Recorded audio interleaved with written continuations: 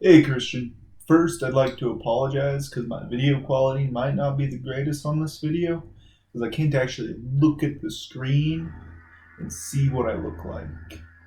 Second, I'm probably going to ramble on a little bit because I forgot that it was Monday because I didn't have work today, which is really unusual. So yeah, I didn't have anything planned to say today. But something I want to talk about is poetry. And poetry is something that's very dear to me. I've been writing it since the youngest age I can remember because it always felt like the only way I could manageably express something, which had changed eventually because eventually I learned that music was an amazing way to do this. In my opinion, almost a better way to do it.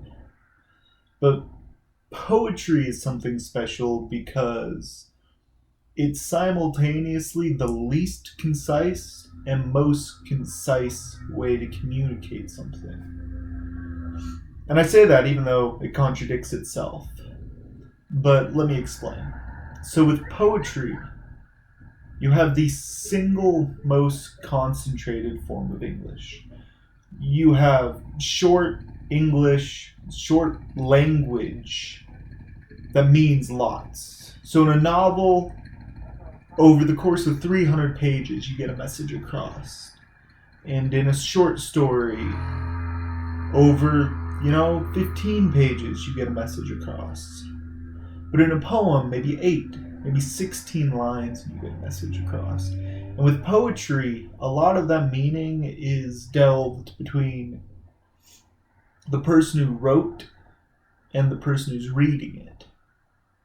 They have their own connotations they put into it, their own views, and those views affect the meaning.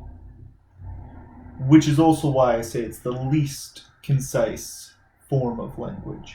Because in addition to poetry having the most meaning per word on the paper, poetry also has the most room for error.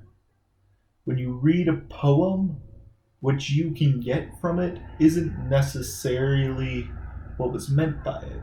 A really great example of this that everyone who used to troll the internet about poetry eventually learns is the Robert Frost poem, The Road Less Taken.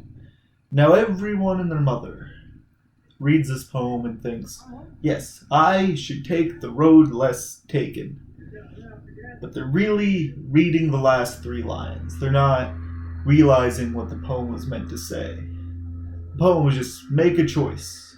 And if you think one path's actually better than the other, you're really just fooling yourself. And by the time you go down one path, you'll kick yourself in the ass for not having taken the other.